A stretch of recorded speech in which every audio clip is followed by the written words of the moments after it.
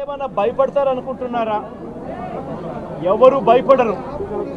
ఇది ఇంకా కోపంగా మారుతుంది.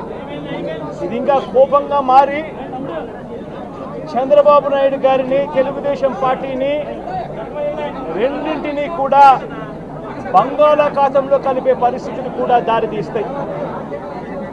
మామూలుగా కొత్త ప్రభుత్వం వస్తే ఆ ప్రభుత్వం మీద వ్యతిరేకత రావడానికి కాస్త కూస్త టైం పడుతుంది.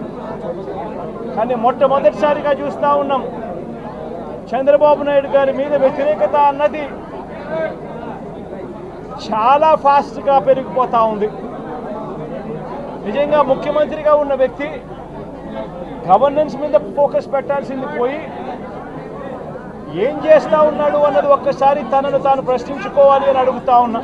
చదువులను నిర్వీర్యం చేస్తూ, హాస్పిటల్ని నిర్వీర్యం చేస్తూ, చివరికి ఏ ఒక్కరూ కూడా మిమ్మల్ని ప్రశ్నించకూడదు అని, ఏ ఒక్కరూ కూడా రోడ్లెక్కకూడదు అని ఈ మాదిరిగా భయాందోళనను క్రియేట్ చేయాలనే ఉద్దేశంతో గ్రామ స్థాయి నుంచి మొదలెడితే ప్రతి ఒక్కరికి కూడా మీ కక్షలు, మీ కార్పణ్యాలు మీరు తీర్చుకోండి అని చెప్పి గ్రీన్ సిగ్నల్ ఇస్తూ గ్రామ స్థాయి నుంచి ఈ భయానక వాతావరణాన్ని క్రియేట్ చేస్తూ ఉన్నారు. ఆలోచన చేసుకోమని అడుగుతా ఉన్నా. మళ్ళీ చెప్తా ఉన్నా చంద్రబాబు నాయుడు గారికి, మీరు చేస్తూ ఉన్నది తప్పుడు సాంప్రదాయం. ఇది కనుక కొనసాగింది అని అంటే రేపు పొద్దున ఏం జరుగుతుంది అని అంటే, ఈరోజు మీ ప్రభుత్వం ఉంది, చాలా వేగంగా మీ ప్రభుత్వం కూడా తుడిచిపెట్టుకొని పోతుంది. ఆ తర్వాత మళ్ళీ మా ప్రభుత్వం వస్తుంది.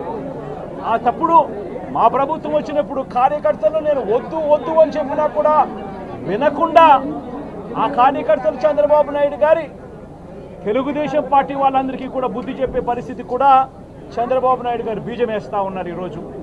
దయచేసి నేను చంద్రబాబు నాయుడు గారికి చెప్తా ఉన్నా, ఈ తప్పుడు సాంప్రదాయాలను ఇంతటితో ఆపండి.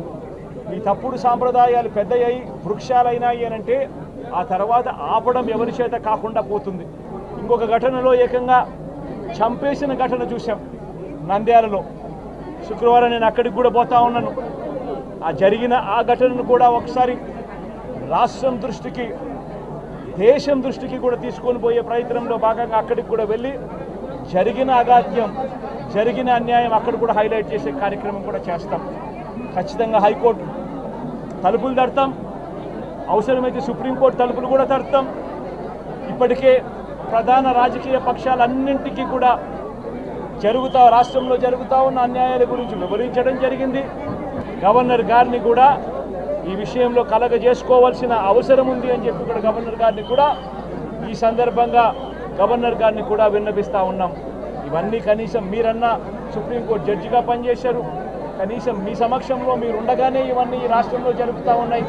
దయచేసి మీరు కూడా కాస్తో కూస్తో చూసేసి ఉన్నట్టుగా పోకుండా మీరు గట్టిగా ఇన్వాల్వ్ కమ్మని చెప్పి గవర్నర్ గారిని కూడా ఈ సందర్భంగా విజ్ఞప్తి చేస్తూ ఉన్నారు. ఏం జరుగుతూ ఉంది అన్నది మీకే తెలియకుండా కూడా జరిగేంత దారుణమైన పరిస్థితిలోకి ఈరోజు లా అండ్ ఆర్డర్ పోతూ ఉంది.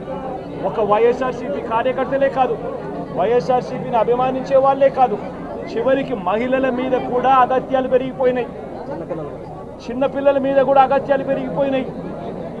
ఇష్టం వచ్చినట్టుగా రౌడీజం పెరిగిపోయింది. ఈ ఇష్టం వచ్చినట్టుగా ఎవరికి బుద్ధి పుడితే వాళ్ళు చేస్తూ ఉండే కార్యక్రమాలు జరుగుతూ ఉన్నాయి.